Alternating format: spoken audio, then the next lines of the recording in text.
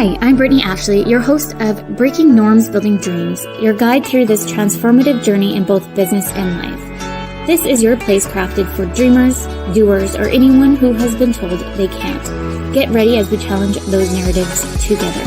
You're tuning in live to the United Public Radio Network, airing on 105.3 and 107.7 FM in New Orleans.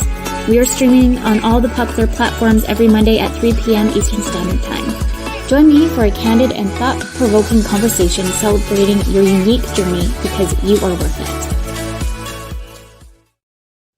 Hello, everyone. It's been some time since I've been on here. We're actually pre-recording today. It's not live. Welcome to Breaking Norms, Building Dreams. I'm your host, Brittney Ashley, and we're broadcasting on Friday, just because we know it's the long weekend, on the United Public Radio Network, UFO Paranormal Radio Network, 105.3 and 107.7 FM in New Orleans. Get ready to escape the next hour as we break norms, build dreams with Lilian. Thank you so much for coming on the show today. Thanks for having me, Brittney. I appreciate it. Yeah, I'm so excited to dig in with you. I know you and I have kind of connected, really, it feels like a long time ago, but during COVID, we kind of stumbled across paths and we connected that way on something that I kind of started on the sidelines, which the Facebook group. And then I've kind of rerouted another way because it's a lot of work to run a Facebook group. But I'll just do a quick introduction for all our listeners who Lilian is. Lilian is a PR coach and publicist. Lilian is in the storytelling and relationship building business. She empowers entrepreneurs to learn how to gain the confidence to make public relations work for them, to achieve their goals by giving them personalized guidance and support, to gain the confidence to push past limiting beliefs, mindset blocks, to develop and launch successful PR campaigns. Can I just say how important that is in a nutshell for small business owners, medium-sized business owners, big businesses? Because I have my background in business and we did public relations and all these things, but I find sometimes we forget that that's also really important for us to kind of educate a little bit more than we sometimes do. So I'm excited to dig in deep with you today, Lilian, but maybe you can kind of tell a little bit more to the listeners of who you are. Well, thanks for the fantastic intro, first off. But as you said, I'm in the storytelling and relationship building business in PR. Mm-hmm. And the reason why I decided to start my business, first as a publicist and then as a PR coach, is because I noticed a lot of entrepreneurs who were really struggling, not just with trying to figure out what they wanted to share with their audiences, but also the idea of building relationships in order to get in front of their dream clients. So I'll dig into that a little bit. One of the major patterns I kept seeing with my clients who were coming to me for publicity was a lot of limiting beliefs and mindset blocks surrounding getting out there, sharing their stories, who they were, how they could effectively build relationships, because the prevailing opinion was, it feels like I'm trying to sell to strangers. Mm-hmm. So I started as a PR coach because I kept seeing patterns of these beliefs, of the fear, the anxiety, the imposter syndrome that was really holding back my clients and just entrepreneurs in my audience in general from really fulfilling their fullest potentials to achieve their goals, because they felt like my product, my project, my service can speak for me. People don't need to know more about me. And what I've spent the last 4.5 years really trying to educate and empower entrepreneurs on is, hey, actually, if you want people to support you, buy from you, recommend you, share your content, they only do that if they can learn how to trust you. Mm-hmm. And that comes not from you talking about your products or how much you charge or even what the features are, because there's thousands of people that do what you do. So what you do is almost immaterial.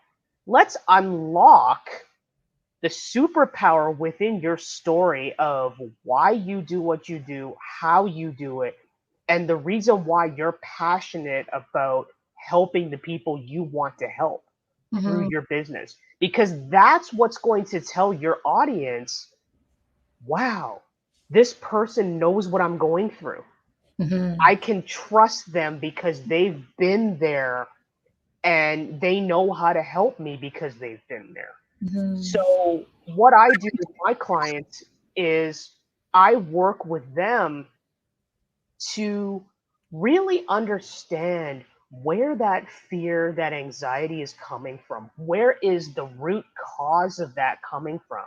How can we learn how to push past that and really unlock the superpower within your story, which is your own lived experiences Mm-hmm. as an entrepreneur and the time and the energy you've spent building that expertise. Mm-hmm. Because so many entrepreneurs, particularly women in business, spend a lot of time downplaying Mm-hmm. what they've spent so many years building because they look at it and they think, oh, I don't have a degree in this. I don't have 20, 30, 40 years of experience in this. Therefore, no one needs to hear from me on what I went through.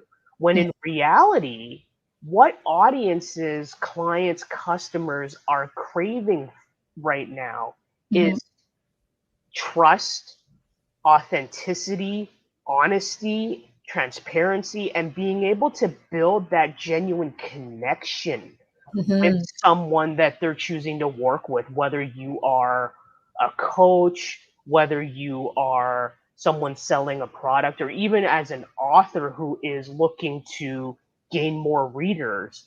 People want that genuine human connection and to feel good Mm-hmm. knowing that this is where their support, their engagement, and ultimately their money is going towards supporting you because they know they can trust you and that you can help them. Mm-hmm.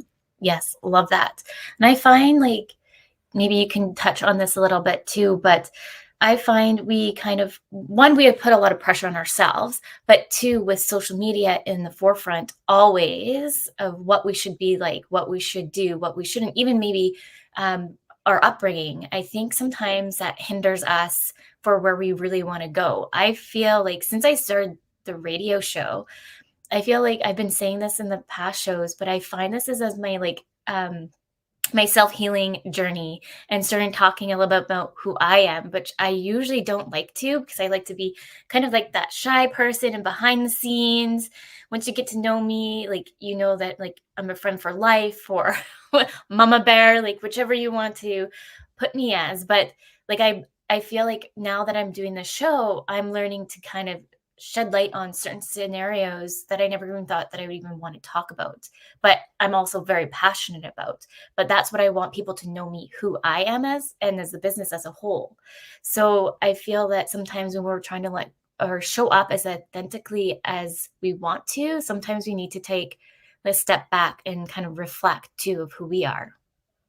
Absolutely, because certainly I've been there as well myself. I've spoken at length, very candidly, in other podcast interviews about my own background with having to push past cultural barriers, Mhm. generational trauma, and a lack of support at home to really learn how to build my business while also managing a chronic illness, which led me to do my own mindset work. So I've talked at length about that sort of thing, and I think it can be really scary for a lot of entrepreneurs out there to speak more candidly about that because they're about judgment, they're worried about rejection, and Mhm. they're worried about curating a certain image for Yes. their brands online in order for people to follow them, to engage with them, and to buy into what they're saying. But what I always say to my clients and to my audience is that as entrepreneurs, it's very understandable that you fear people's responses, Mhm. that you fear wasting your time and energy on something that's not going to pan out for you. But Mhm. I look at it this way and I tell them, try switching your perspective, and with the understanding that what you do and how you do it is not going to be for everyone. Yep. You're not meant to appeal to everyone. Mhm. So the people that are truly ready to hear what you have to say and Mhm. the people that resonate with your content, those are your people.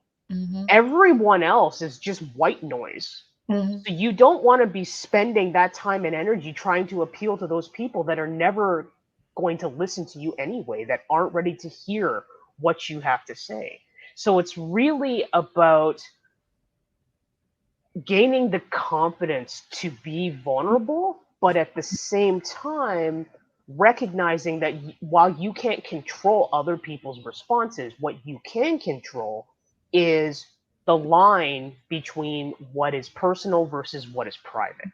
Because when we're talking about being vulnerable as entrepreneurs and sharing your journeys, like I talk a lot about sharing your milestones Mhm. and also sharing what I call your crossroads moments, Mhm. those pivotal moments within your entrepreneurial journey where you had to make a decision to go one way or the other. And what was the aftermath of you making that one decision? What did you learn from it? How did you overcome those challenges? These are stories that your audiences really want to hear, Mhm. but you are in control of how much you share, where you share it, when you share it, and the parts you choose not to share as Mhm. well. Because when we talk about getting personal, we're not talking about sharing your whole life story. They want to know certain points in Mhm. your entrepreneurship journey and how that's influenced you and impacted you to do things differently. Mhm. Yes, I love that because I feel that sometimes we might the fine line of what's can we share that's personal, that's too much, and then not what's enough.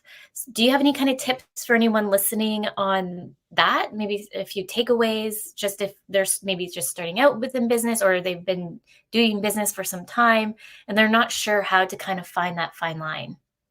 There are a few key questions that you can kind of use to sort of build a framework for this, Mhm. because these are the common questions that when you are doing an interview or a presentation or even in conversation with someone at a networking event, these are the things people want to know. So things like, what inspired you to get started? Mhm. What was the catalyst? Was there a person, an event, a situation, an experience that showed you, hey, this is a good idea that I should bring forth and Mhm. build a business around? When it comes to things like milestones, how did you feel after your first sale? How did you feel after your first interview, your first presentation? Maybe you're fundraising for a particular cause. How did it feel when you hit that goal? Mhm. Right? Celebrating those milestones, acknowledging, as I said, your crossroads moments and the challenges you've went through. They're going to want to know what was a point in your business where you came across a certain challenge, Mhm. whether it's financial, whether it's personal, whether it's personnel or technology related, whatever happened. How did you overcome it? What did you learn from it? Or did you change directions? And what came out? What was the result Mhm. of you making that pivotal decision? These are the sorts of questions that can really form a really, really strong story for you Mhm. to get out there and to share with people. And on top of that, that's unlocking your superpower, because your superpower is within your own lived experiences. And Mhm. unlocking that superpower when you're doing the interviews, the events, speaking gigs, even just doing networking, that is celebrating that superpower and using that superpower within your lived experiences to build genuine connections with your audience and powerful relationships with the media Mhm. who are there because they want to hear stories like yours. They want to support stories like yours. and they want to know basically, like, with what you're doing now and what you want to do for the future and the goals you have for the future, how did Mhm. that all start? Because everybody has a genesis moment, right? So Mhm. those are some of the questions that you can start thinking about to really sort of build the framework surrounding these are the parts of my story that I want to share. Yeah, I love that. I find too, like, well, maybe I said it in the past show or just briefed it, but like, there's a lot of us do struggle with childhood trauma. I don't remember my childhood. It's just kind of like I remember snippets, but just trying to like dig back into it, I'm like, do I really want to remember that? Meh. On to the next.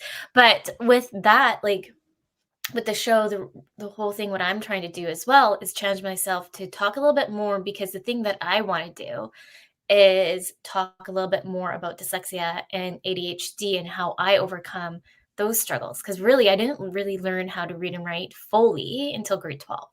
Like it was a struggle. Even today, like that's why if you watch some of the past shows, I do stumble a little bit on some of the words. And then it's like it's just like a flashback to grade 12, when they all like, everyone take a reading section in the book, like horrified moment.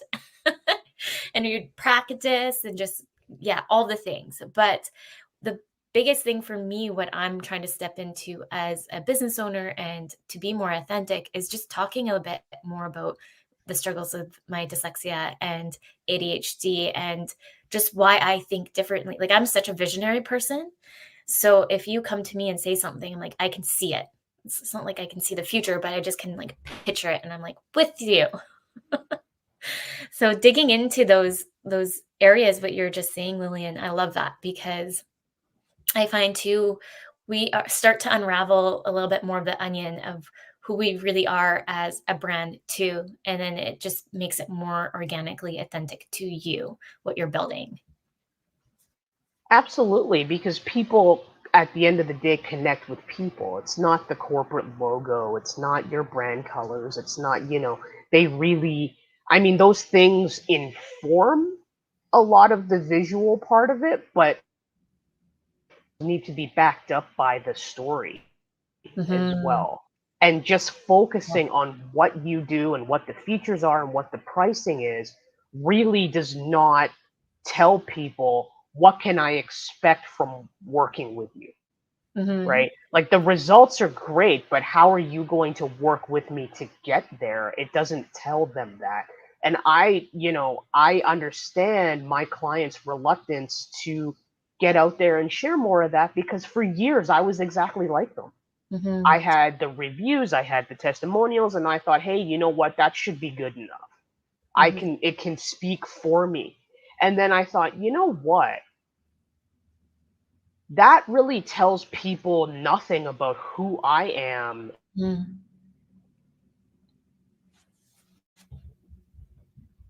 and importance of things like mindset Mhm. and how it can influence your actions and whether or not you build a strategy and everything.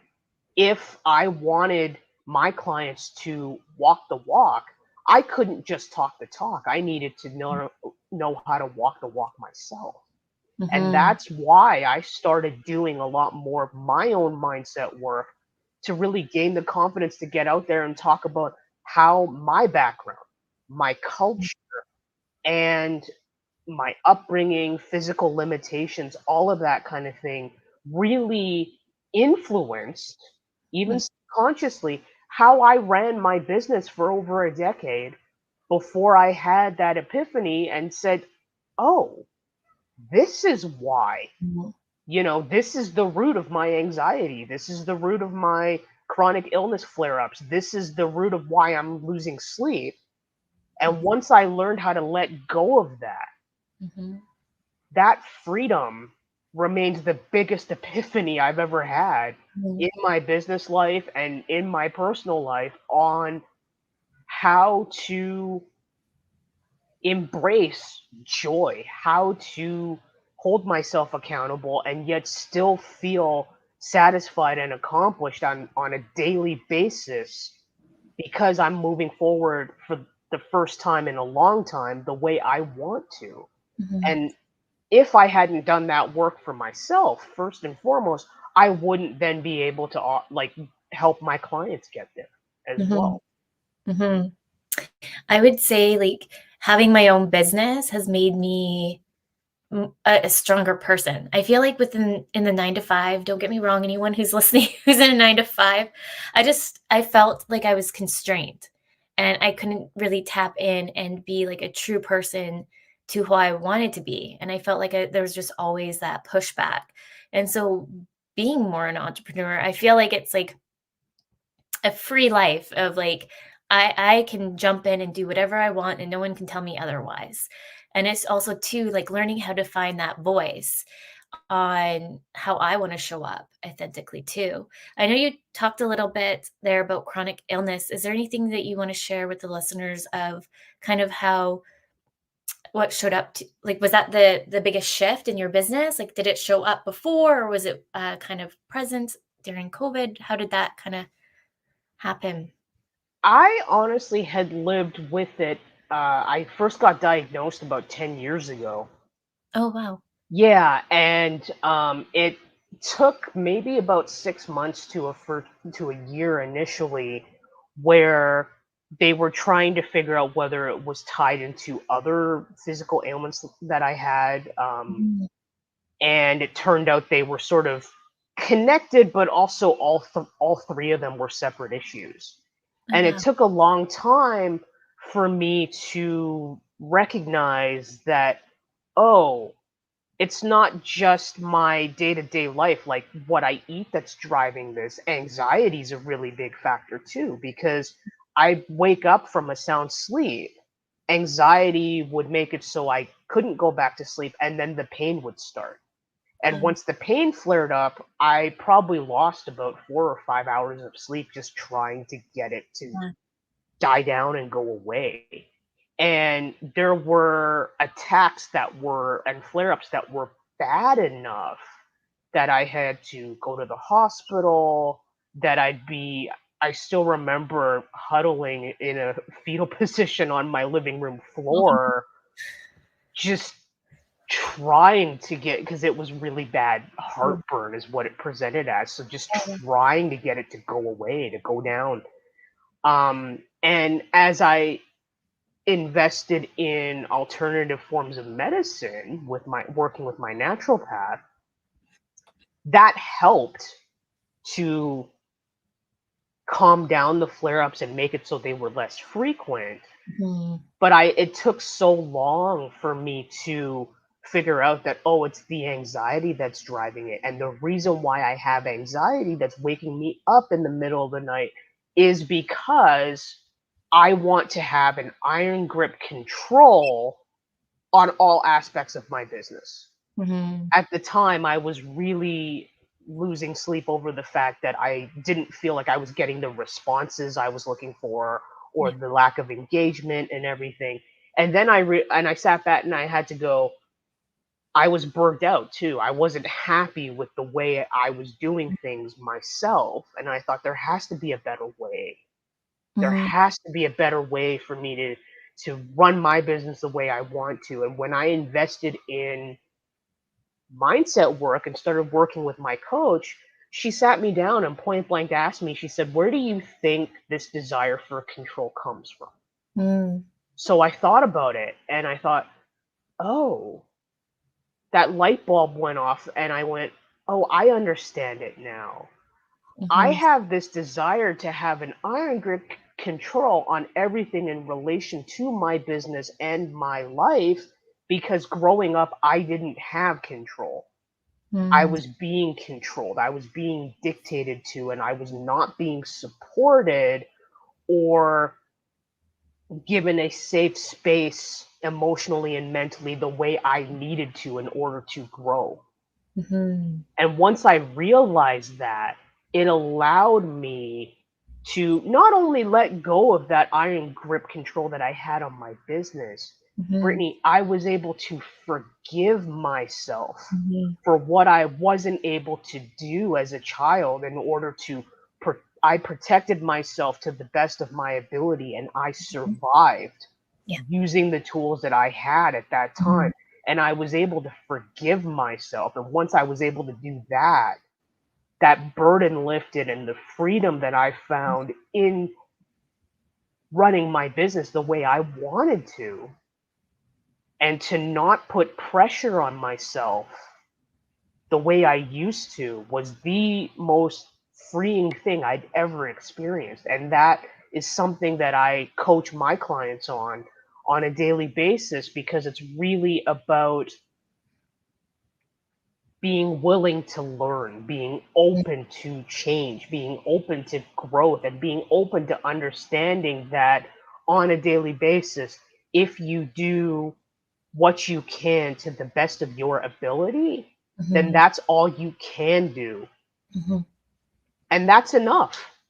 It is Mhm. enough that every single day you move a little bit closer to where it is that you want to be, and that is worth being celebrated. And that's what I coach my clients to do using PR as well, because building that campaign Yeah. and developing that strategy is not an overnight success. It's not something that will take you 5 minutes. It's about developing that strategy that's going to not only help you prioritize your energy Mhm. and be sustainable and consistent for you in ways that work for your business and your life, but it's also about building those powerful, long lasting relationships with the media, Mhm. so that, hey, you have a larger community. Mhm. Now you're not selling to strangers, you're sharing your story with your community. And this is a community that you can always go back to Mhm. every time you have something new to share. And because these people are part of your community, even if they don't have room or time to review your product or to interview you, they can then recommend you for other opportunities. And that's how you continue growing and expanding. Yes. So it's really about, what am I looking to do for the long haul, right? Mhm. That time is going to pass anyway. Mhm. So if what you're doing currently is not helping you move the needle to reach your goals,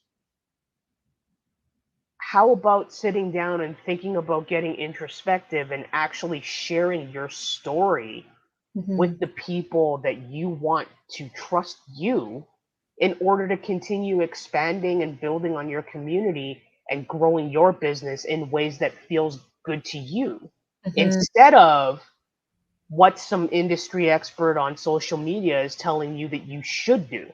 Mhm.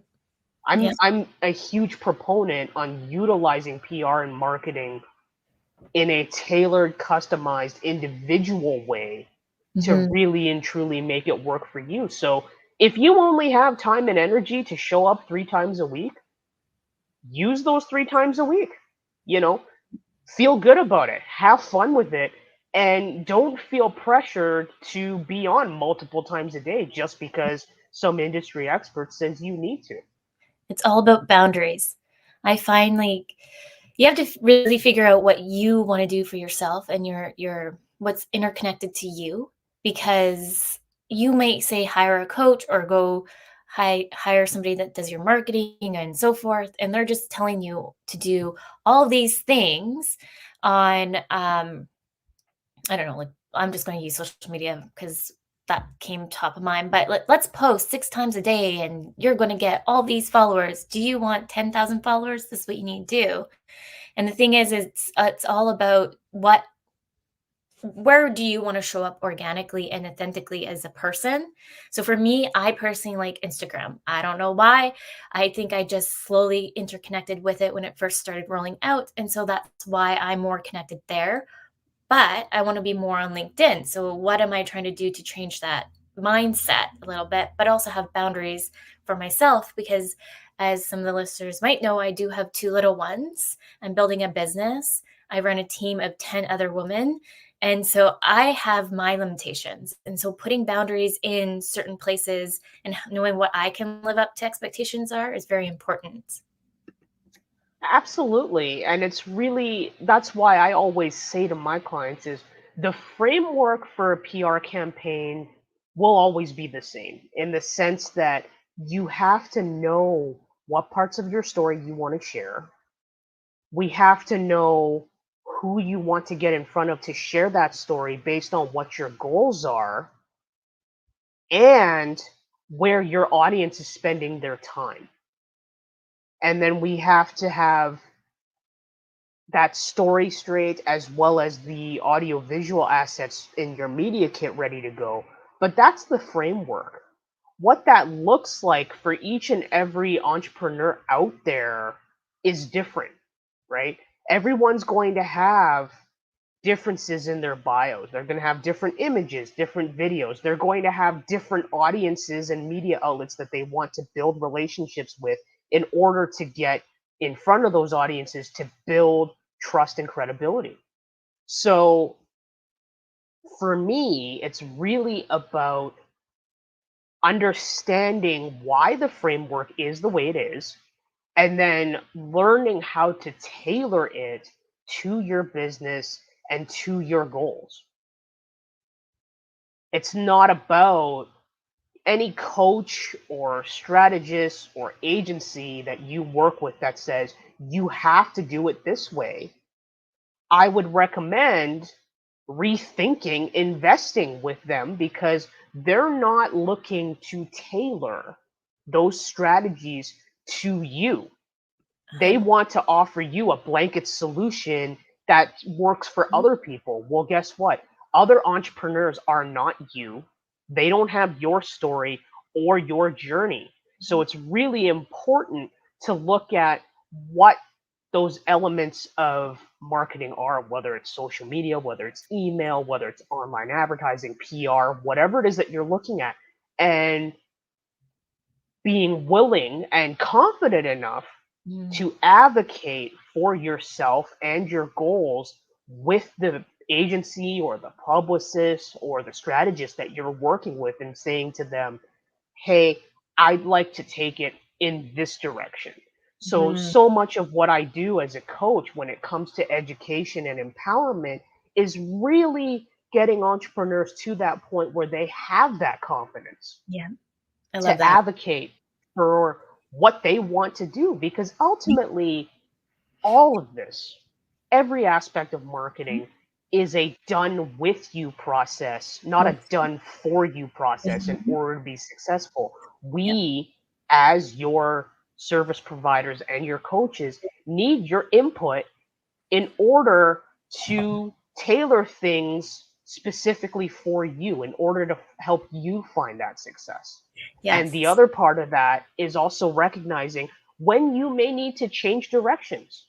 Get Mhm. creative on changing the methods of where you want to go. Like, say, doing interviews with certain platforms aren't working. Okay, well, let's see if we can incorporate the interview opportunity with something else, a distribution opportunity, a live panel event, something that's going to get more attention and more promotion from all parties involved in addition to your own audience as Mhm. well.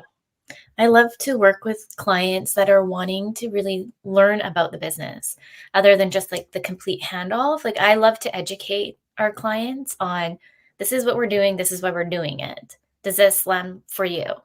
If not, how else can we pivot to make sure that makes sense for you?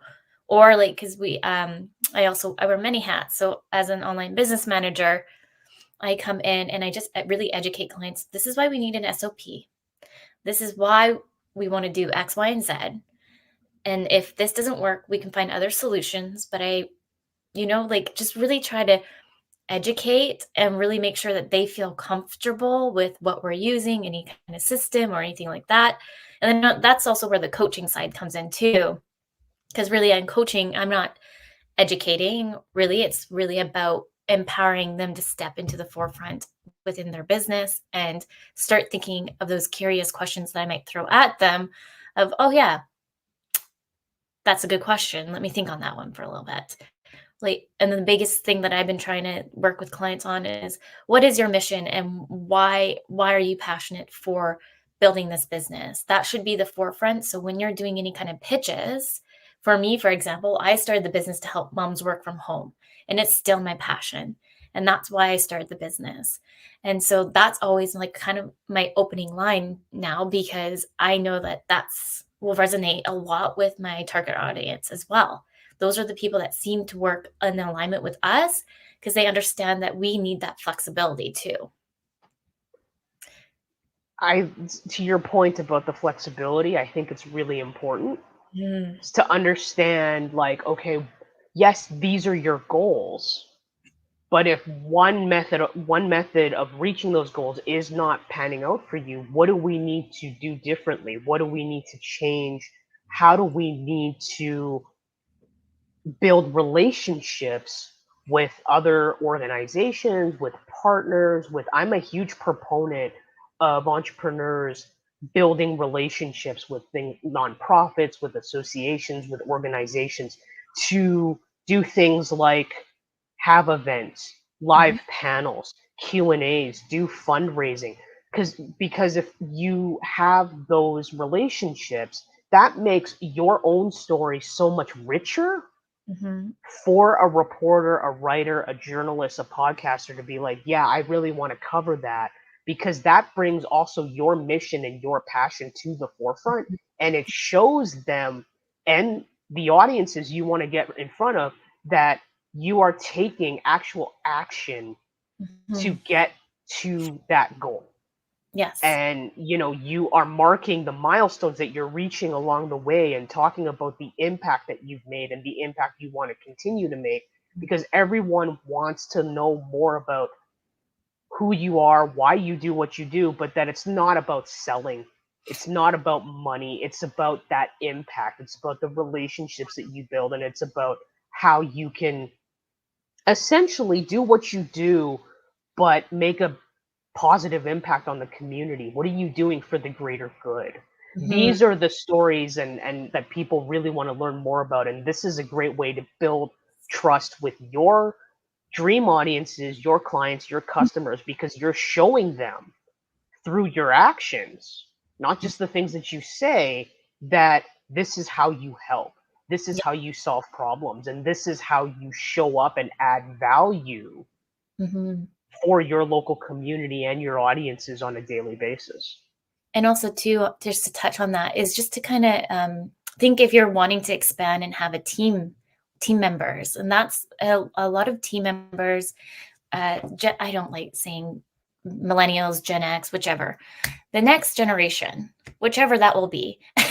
uh, they want to see that kind of impact, or what kind of business owner you are showing up as that social change. And so like we always give back to the community in different ways, because I volunteer um, on a board for marketing communication. I give out my hours to assist with marketing and all that. And then I come on the other side of it, giving back to mental health on Vancouver Island, or like I'm always kind of in the ebbs and flows of giving back in different ways. But the biggest thing that I like to do too is ask my team or my clients on who should we give back this year to. So we do quarterly give backs if we can do that. I always try to push for, but depending on the economy, unfortunately, it's a little rough this year. um, but yeah, no, I feel that any kind of business owner listening today, it's really important to think of those social economic changes that you can make, as that is in alignment to you too.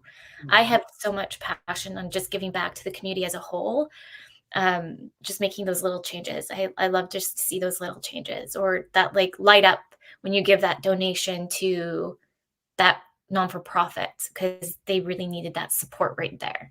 It just lights me up as a not just a business owner, but as a person. Yeah, and to your point on that, it's one of the reasons why I just released my debut nonfiction PR book, The Powerful Publicity Yes. Prescription, this week. And reviews are starting to roll in and everything, and I actually have a couple different mandates with the book.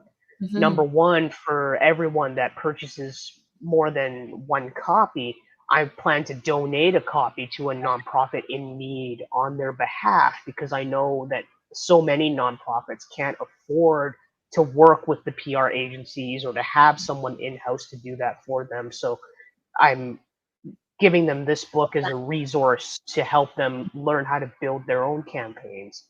And then Mhm. the other part of it that I'm planning on doing once I get my in person events rolling, as Mhm. part of book signings and doing presentations and that, is to also earmark a certain portion of the proceeds to be donated to the ALS Society of BC, Mhm. because my favorite aunt, actually, we lost her just over 6 years ago now to it.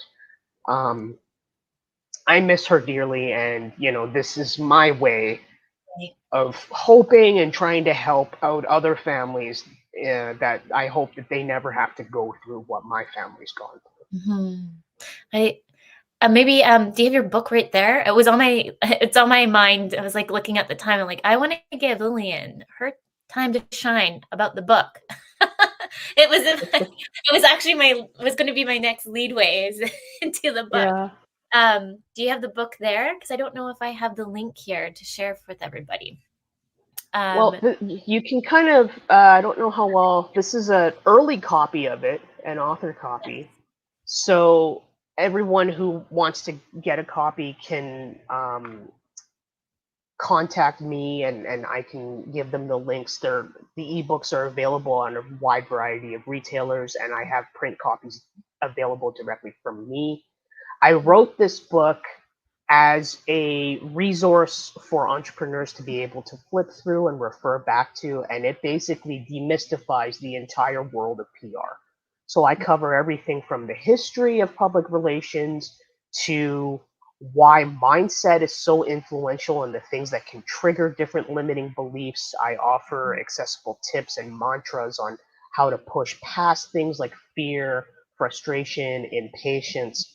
And I also dive into every aspect of a PR campaign, such as a media kit, developing story pitches, how to create a great media list mhm, using examples from my own client portfolio, and highlighting tools that I use on a daily basis to help my clients amazing. save time, save energy, save money on developing a campaign. And I also dive into some tips on how to reach out to different types of platforms, from magazines to podcasts. Oh, And amazing. I talk a lot about interviews and how to keep the conversation flowing, how to answer difficult questions, all of this kind of thing.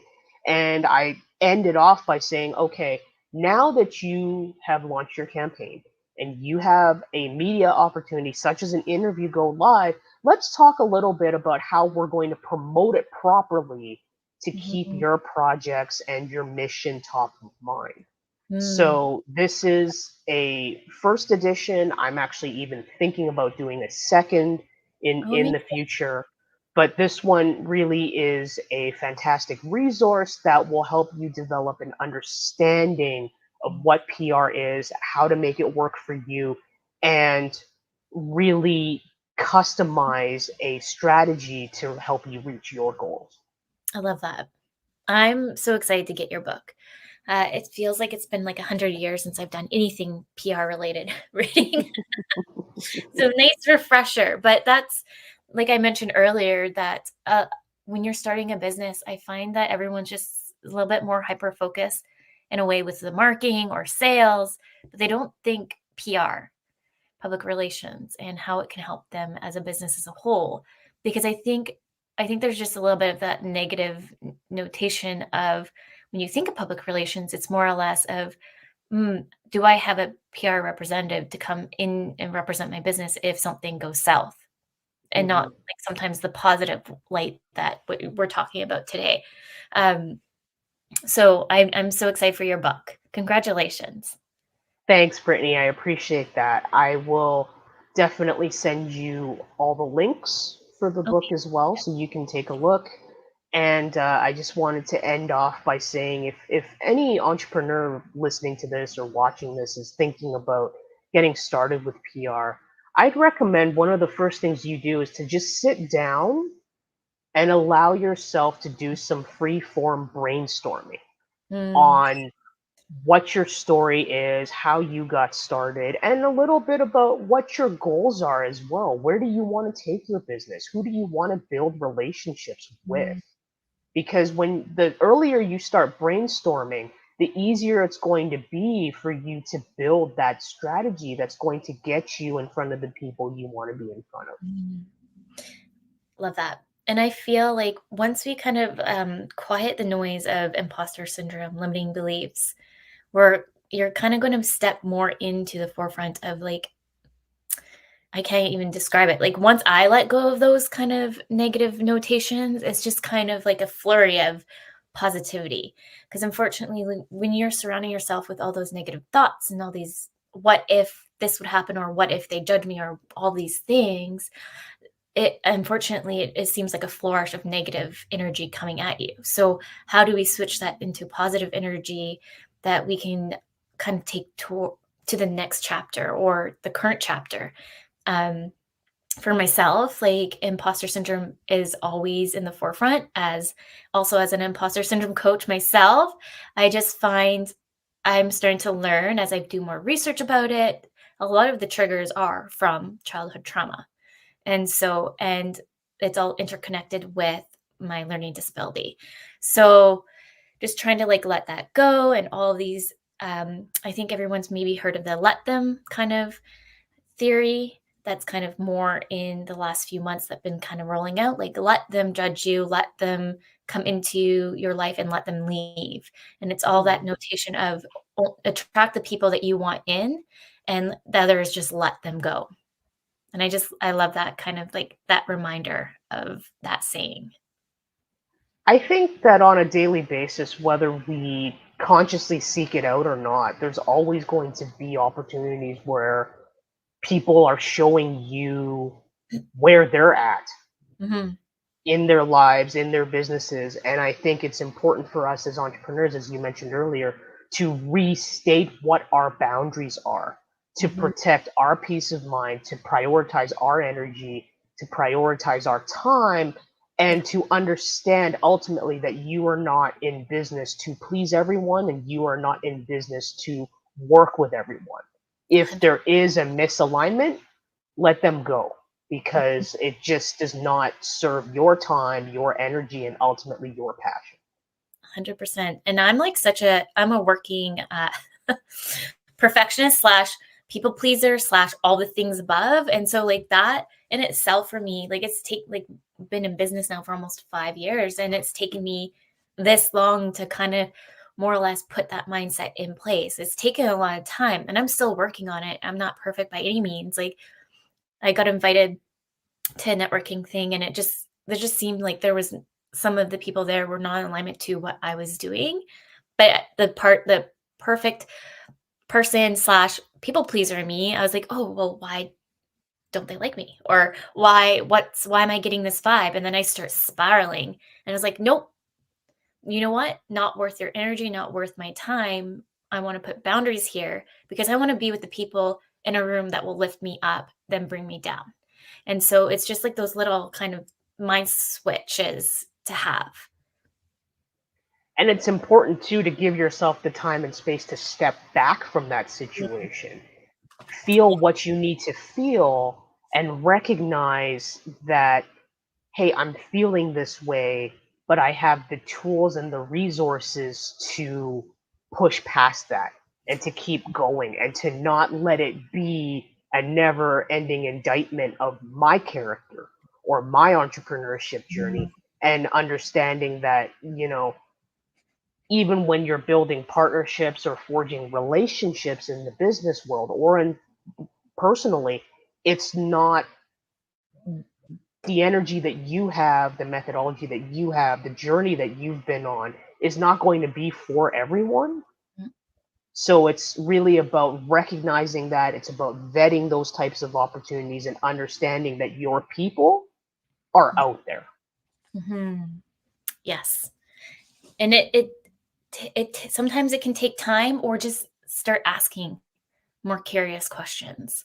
I feel like when I'm more in Facebook groups, I'm like, I make general posts and just see who interconnects and have like those coffee chats. And then just like slowly, I've been starting to find, I feel like, my online community, and then I have my in-person community, because I think it's so important when you're in an online kind of setting to have both. Absolutely. Yeah. Well, we're pretty much almost at time. Is there any last minute thoughts? Anything else you want to share about the book? I will just say that if you do contact me about the book, please stay tuned, because I do have some exciting things coming up with it, including an exclusive invite only online launch event that I'll be doing at the end of July. So Exciting. please watch for that. Exciting. Yes. And send me any additional links, and I'll put them within the channel for everybody, anyone listening, so you can connect with Lilian and get that book too, because I feel like all businesses need it. So, Lilian, thank you so much for coming on today. Thank you for everyone tuning in to the show, and a good big thank you to United Public Radio Network and UFO Paranormal Radio Network. Next week, we actually have Kendall coming back into the show, and we're talking about ADHD with not next week, sorry, July 8th, because we're pre-recording, sorry, everyone. Just on autopilot sometimes. On July 8th, we have Kendall coming on the show, and we are talking about ADHD for adults, and we'll dive deeper in that, and kind of using me a little bit more as a guinea pig, I think it sounds like Kendall wants to. So please come in to that show. So with that, until next week, remember, your journey is unique and your worth is unquestionable. Thank you, everybody.